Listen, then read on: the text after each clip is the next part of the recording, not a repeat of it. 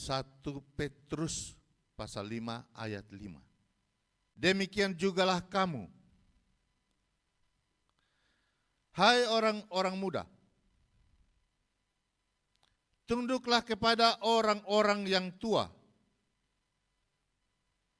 dan kamu semua, maksudnya yang tua dan yang muda,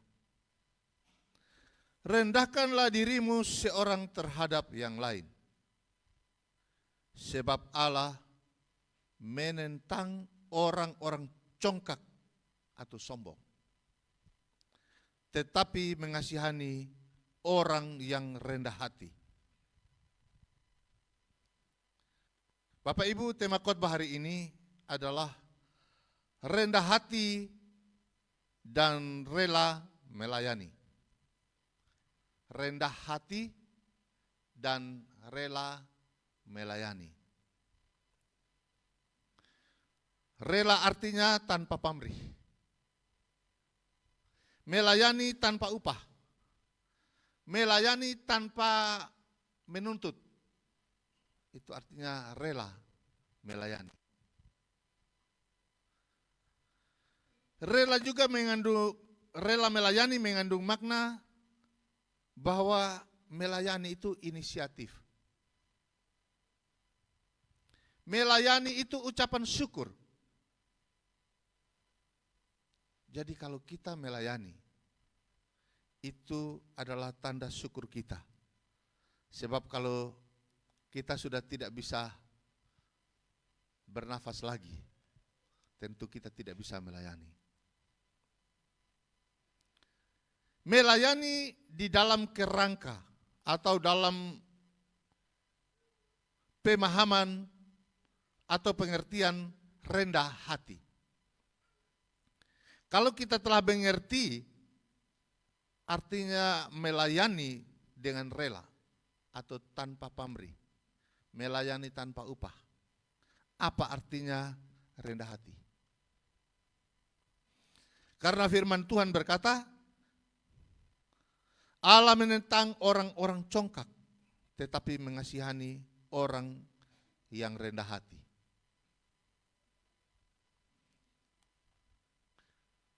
Orang yang sombong, orang yang angkuh, ditentang oleh Tuhan. Namun orang yang rendah hati dikasihani oleh Tuhan. Kita akan melihat apa yang dicatat oleh Markus pasal 1.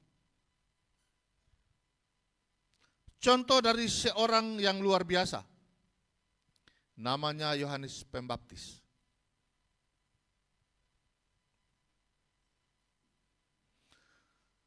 Saya akan bacakan untuk kita semua. Markus pasal 1 ayat 1 sampai 8. Inilah permulaan Injil tentang Yesus Kristus, anak Allah. Seperti ada tertulis dalam kitab Nabi Yesaya, artinya sudah dinubuatkan sebelumnya.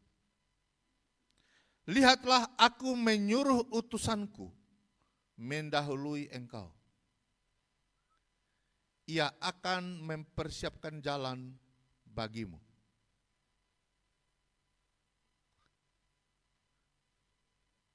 Ada suara yang berseru-seru di padang gurun. Persiapkanlah jalan untuk Tuhan. Luruskanlah jalan baginya. Demikianlah Yohanes Pembaptis tampil di padang gurun dan menyerukan, bertobatlah dan berilah dirimu dibaptis, dan Allah akan mengampuni dosamu. Lalu datanglah kepadanya orang-orang dari seluruh daerah Yudea dan semua penduduk Yerusalem, dan sambil mengaku dosanya mereka dibaptis di sungai Yordan. Yohanes memakai jubah bulu unta dan ikat pinggang kulit, dan makanannya belalang dan madu hutan. Inilah yang diberitakannya. Sesudah itu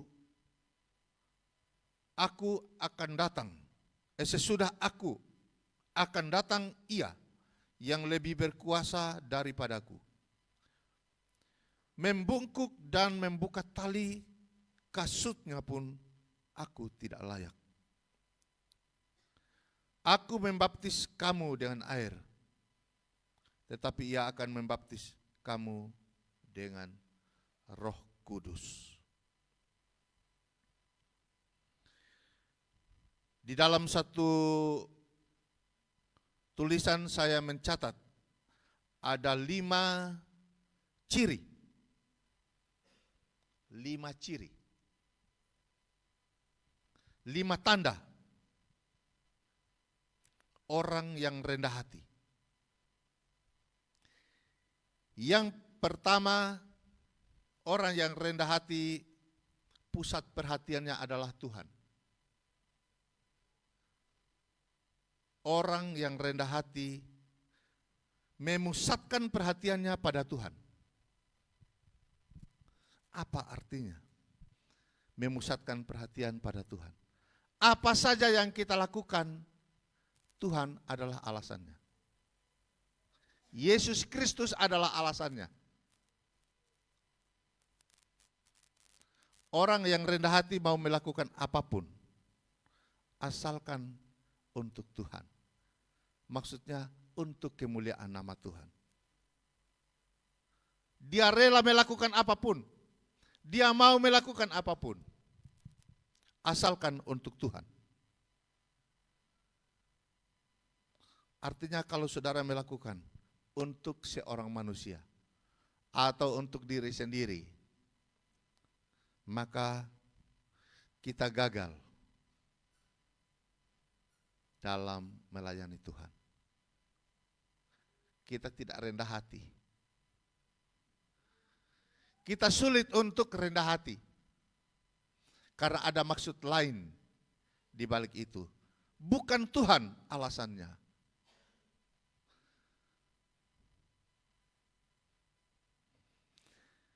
Yang kedua, ciri yang kedua, mengakui kesalahan, memaafkan. Memang kata-kata untuk mengakui kesalahan gampang, namun tidak semudah itu untuk kita melakukannya.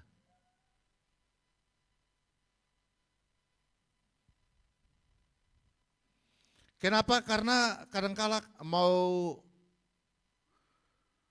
melakukan pengakuan, kalau kita salah, ada gengsi. Kenapa beta harus minta maaf? Kenapa harus mengakui kalau beta salah? Saudara, dalam melakukan hal namanya mengakui kesalahan itu ada banyak hal yang dikorbankan di situ. Harga diri dikorbankan. Kalau kita mengaku salah itu ada pengorbanan, ada perasaan yang harus diturunkan. Harga diri direndahkan, kita merendahkannya. Bukan direndahkan, kita merendahkannya. Sehingga kita mengakui kalau kita salah.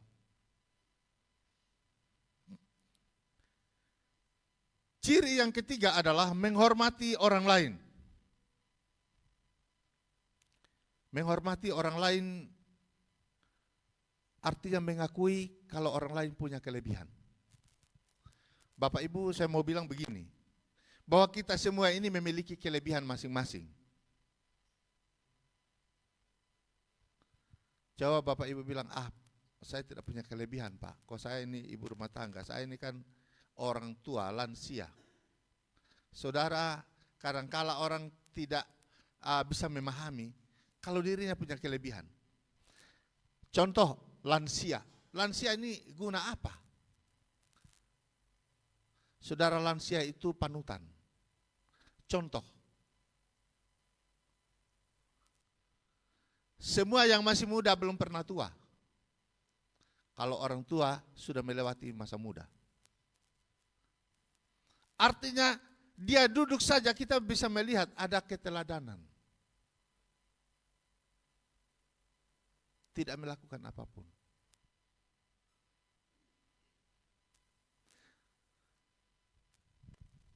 Saudara mau anggap mungkin rendah kalau yang namanya pembantu. Kalau dia tidak ada kita pusing. Betul? Siapa saja kalau di gereja.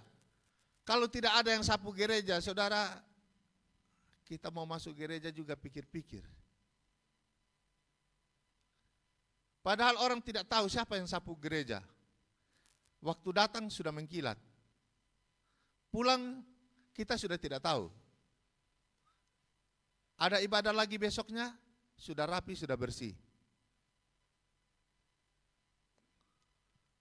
Walaupun kita bisa melakukan semuanya, bisa, tapi kita tidak punya waktu untuk melakukan semua hal itu. Kita dibatasi oleh waktu. Kalau soal pekerjaan kita bisa melakukannya, tetapi kita tidak bisa ada pada waktu yang sama. Melakukan semua pekerjaan. 24 jam sehari. Artinya masing-masing kita memiliki peran yang berbeda. Karena itu harus mengakui, menghormati kalau orang lain punya kelebihan. Itulah sebabnya kita harus menghormati orang lain.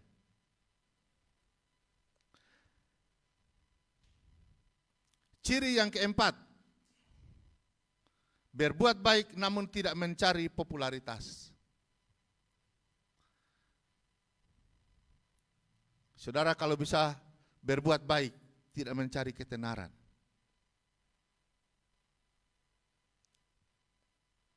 Diam-diam, tapi melakukan.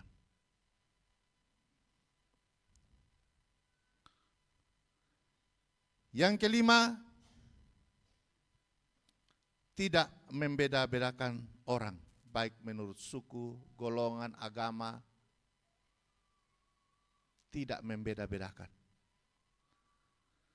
Saudara, dari 5 ciri ini mungkin ada satu ciri yang kita miliki, 4 belum, ataupun belum sama sekali. Belum berakhir, masih ada waktu. Kalau yang sudah punya 1, mari kita kembangkan jadi 2. Sudah punya 2, kembangkan jadi 3. 3 jadi 4, 4 jadi 5, dan seterusnya.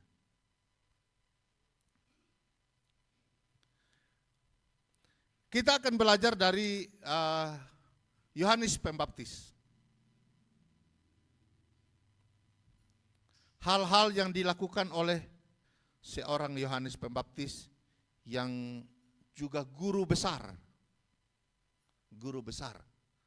Rabi itu guru. Terkenal.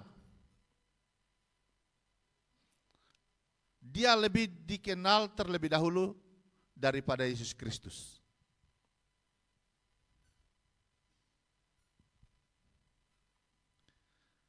Poin pertama, apa yang harus kita teladani dari hidup seorang Yohanes Pembaptis? Hidupnya berfokus kepada Kristus.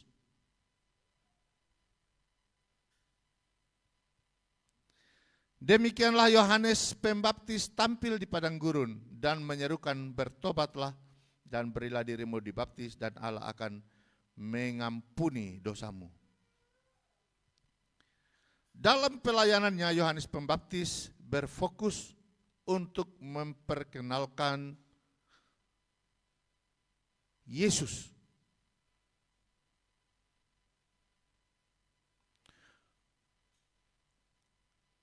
Bukan memperkenalkan dirinya, tetapi Yesus yang diperkenalkan. Bahkan ketika orang-orang mulai meninggalkan Yohanes dan pergi kepada Yesus, Yohanes tidak marah. Yohanes tidak tersinggung. Kau beta yang kes tahu, malah dong lari kas tinggal. Mungkin kita bukan Yohanes Pembaptis, tetapi kadangkala orang yang merasa diri terlebih dahulu, dia merasa dirinya Tuhan. Dia yang harus dihormati. Karena dia sudah ada sebelum kita ada. Banyak di lingkungan juga begitu. Siapa tinggal duluan di suatu tempat, dia merasa dirinya Tuhan. Jadi kalau orang lain datang,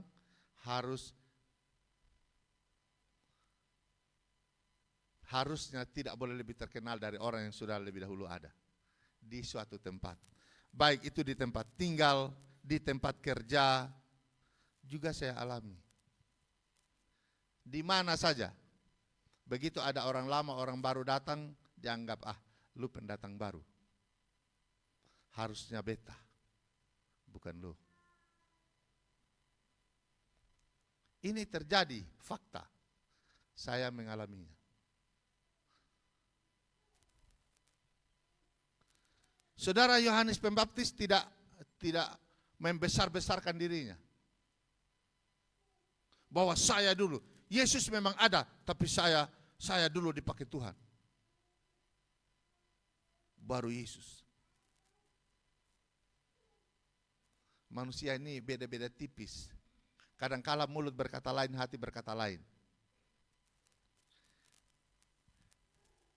Kadangkala memang Tuhan yang mau diperkenalkan, tetapi sebenarnya dia sedang pukul dada. Hanya Tuhan, saya dan iblis yang tahu, sama diri sendiri. Saudara-saudara, ini karena Tuhan. Padahal dia sebenarnya sedang meninggikan diri. Beta dolo. Lu lihat dari semua orang ini, beta beda kan? Kata-katanya kelihatan rohani, tapi dalam hatinya tidak rohani.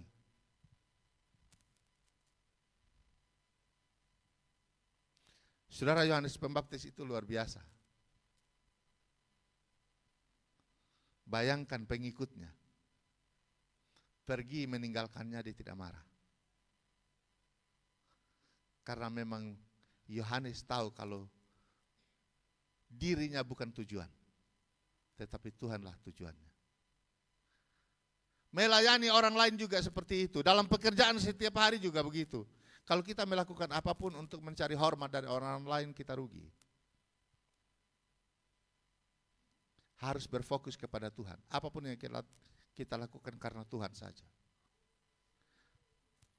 Saudara akan kecewa kalau melakukan untuk seorang manusia atau sekelompok orang, setelah orang itu tidak menghormati saudara. Bahkan tidak pernah menyebut nama saudara kalau memberi kontribusi di sebuah acara. Saudara mulai sakit hati. Karena fokusnya bukan Tuhan, tapi diri kita.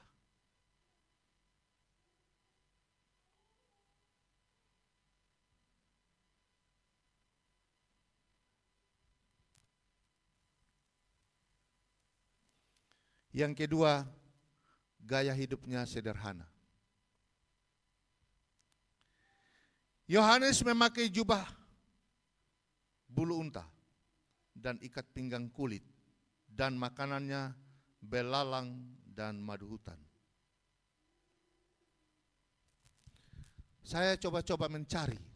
Saya pikir-pikir ayat Alkitab betul. Kok jangan-jangan pakaian dari bulu unta ini sudah keren, sudah bagus.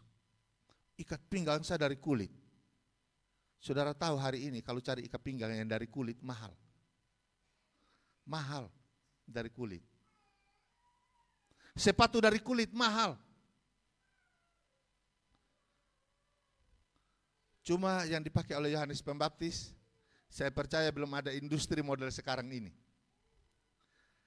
Jadi kalau saudara pakai ikat pinggang kulit, tidak sama dengan yang dipakai oleh Yohanes Pembaptis. Ini kulit asli. Asli maksudnya tanpa dipoles. Saudara kalau disabu, kalau pakai ikat pinggang model begitu, itu hebat. Kami biasa kasih kering kulit kerbau atau kulit kuda. Bikin ikat pinggang. Jadi waktu masih basah, kan lembek. Kemudian dikasih di kayu, kemudian jemur. Saudara kalau kering, saudara pukul sampai lecet, dia sana akan bengkok. Saudara, Yohanes Pembaptis ini setelah saya baca, kenapa mesti disebutkan bahwa dia memakai jubah bulu unta? Lalu saya cari-cari ayat, Yesus bilang yang menyentuh ujung jubahnya. Kalau begitu waktu zaman Yesus sudah ada jubah. Kalau begitu menggunakan bulu unta ini saya kira kelasnya lebih di bawah.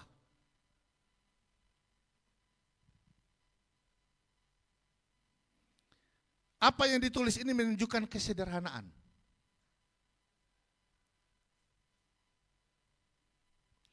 Firman Tuhan menyaksikan bahwa Yohanes memakai jubah bulu unta dan ikat pinggang kulit dan makanannya belalang dan madu hutan. Ia tidak merasa minder atau menjadi kurang berharga karena apa yang dia pakai. Sebab Yohanes tahu bahwa identitasnya tidak ditentukan oleh apa yang ia makan, minum, atau pakai. Identitasnya ditentukan oleh perkataan Tuhan yang ia hidupi dalam panggilannya. Jadi seseorang berharga itu bukan dari pakaian, bukan dari makanan,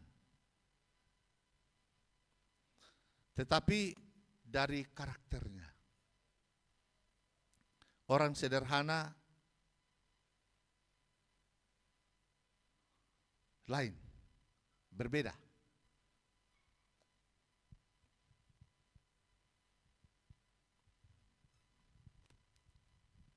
Saya pernah kasih contoh di anak-anak. Di sebuah tempat dulu saya bekerja. Ada pegawai memang mampu, orang tuanya latar belakang bagus, mampu. Di kantor pakai oto, bagus, mahal, nilainya ratusan juta. Tapi tidak ada yang dikerjakan, datang duduk cerita-cerita. Pokoknya segala macam cerita seperti duduk di Paklaru. Kalau sudah capek, sedikit mungkin 2-3 jam, dia sudah pergi makan siang. Sampai jam 3:30, 4 mau absen pulang baru datang lagi.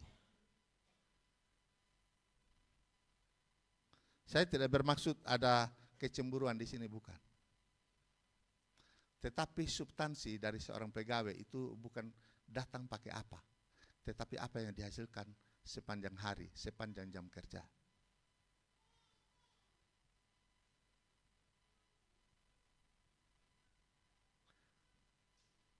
Identitas diri kita bukan dari pakaian mewah.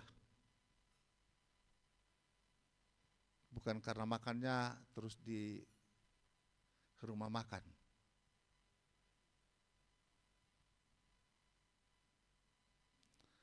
Kalau kita biasanya dari masih kuliah itu sudah makan Kentucky. Tahu Kentucky? Bukan yang KFC itu, bukan. Kentucky itu kentara kaki. Tahu kentara kaki? Warung itu hanya tutup kain biru atau merah di bagian tengahnya. Tapi kalau duduk kelihatan kaki di bawah. Jadi sudah tahu ada siapa yang makan di situ. Kita lihat sendal, saya tahu itu siapa ada makan di situ tuh. Itu namanya makan di Kentucky, kentara kaki.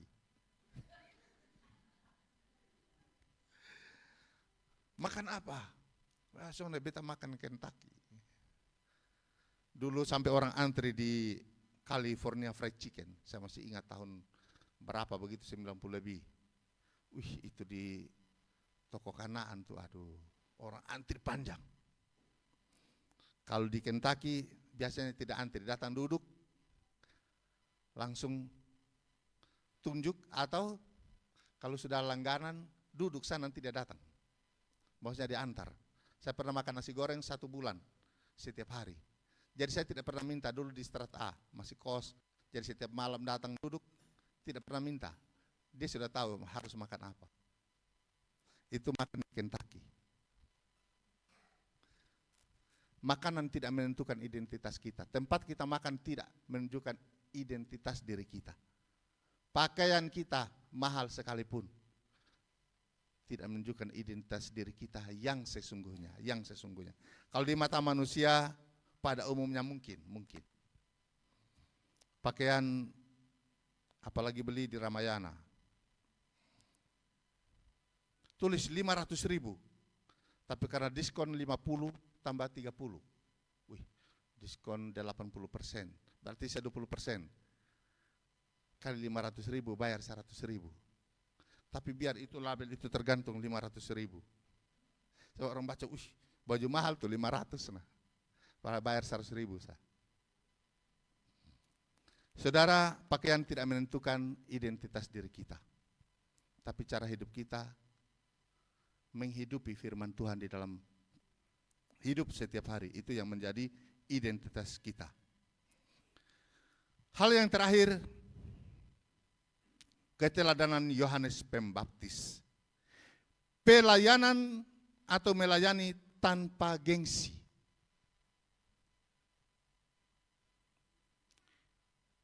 Inilah yang diberitakannya, sesudah aku akan datang, ia yang lebih berkuasa daripadaku, membungkuk dan membuka tali kasutnya pun aku tidak layak. Ada suatu pekerjaan khusus yang diberikan, yang disebutkan oleh Yohanes Pembaptis, bahwa membungkuk dan membuka tali kasut. Yohanes merasa tidak pantas. Padahal sebagai orang Yahudi tahu bahwa pekerjaan ini adalah pekerjaan yang paling kecil dan paling hina. Paling kecil dan paling hina. Seorang budak paling tidak berpengalaman biasanya ditaruh untuk melakukan pekerjaan ini. Maksudnya budak paling sedikit dia tahu bagaimana membuka tali kasut. Itu pekerjaan budak. Budak yang seperti saudara beli sapi atau beli babi di peternakan. Seperti itu rasanya budak. Budak diperjualbelikan, manusia seperti hewan diperjualbelikan. Mereka melakukan pekerjaan, namanya membuka tali kasut. Yohanes bilang, dia merasa dia tidak pantas. Maksudnya dia lebih rendah. Saudara, pekerjaan yang paling yang orang anggap rendah, paling hina. Mungkin saudara berpikir kalau di rumah sikat kamar mandi itu pekerjaan rendah. Atau pel, apalagi harus pakai kain pel yang bukan pakai tongkat. Dari dulu kalau kami pel, saya pembantu berpengalaman. Kurang lebih 12 tahun jadi pembantu. 12 tahun. Jadi kalau pel itu tidak satu kali, pakai kain basah, pakai sabun. Kalau di sabu belum lantai keramik, itu dari pohon tuak.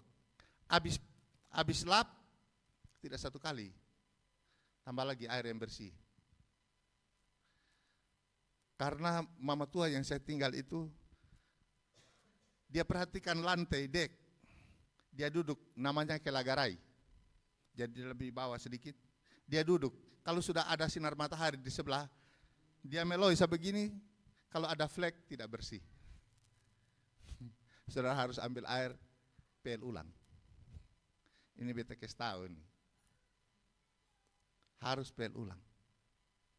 Itu pekerjaan seorang pembantu. Mungkin saudara merasa diri bahwa direndahkan kalau harus jadi tukang pel. Saudara, tidak ada yang rendah.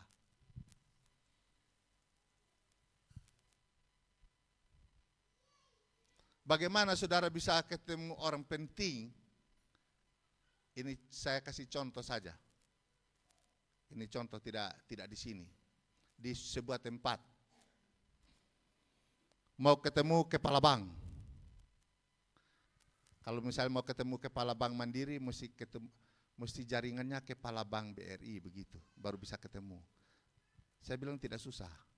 Kalau mau ketemu kepala Bank Mandiri, cari yang tukang, nanti ini kalau Bapak ada waktu nanti dia ketemu langsung Bapak sah. Langsung pimpinan bank itu bilang, besok suruh ketemu saya, datang. Saudara tidak perlu ketemu pejabat setinggi kepala bank. Ketemu tukang yang bersih-bersih di kamar mandi pimpinan. Langsung bisa ketemu. Saudara, orang pikir itu pekerjaan paling rendah. Tapi kalau untuk ketemu kepala bank, tidak susah lewat dia. Kok tiap hari ketemunya. Pimpinan bank pasti di kamar mandi tiap hari, pasti bola-balik. Jadi jangan pernah menganggap rendah apapun yang kita lakukan. Semua bernilai, semua berharga. Kalau kita lakukan dengan sungguh-sungguh, kita melakukannya kan untuk Tuhan, bukan untuk pimpinan kita, bukan untuk Tuhan. Maksudnya kita menunjukkan pengabdian kita. Kerja sungguh-sungguh dengan sukacita. Orang tidak akan menganggap rendah kita. Karena tanpa dia pasti kamar mandi tidak bersih, kamar mandi bau. Saudara, jangan anggap rendah. Tidak ada pekerjaan yang paling hina, yang paling rendah. Semua dilakukan dengan sukacita. Itu memuliakan nama Tuhan. Amin. Demikian jauh firman Tuhan yang dapat saya bagikan. Kiranya memberi pengertian yang baru, memberi pemahaman yang baru bagi kita, supaya cara hidup kita semakin baik, semakin berubah ke arah Yesus Kristus.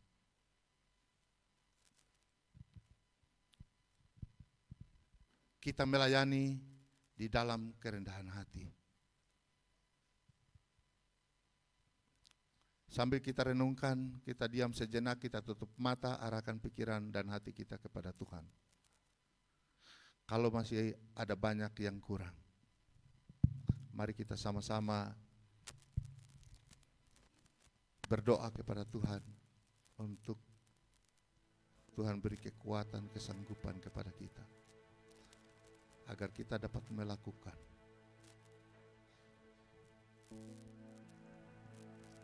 apa yang Dia inginkan. Mari kita arahkan pusat perhatian kita kepada Yesus Kristus. Arahkan perhatian kita kepada nilai-nilai yang kekal.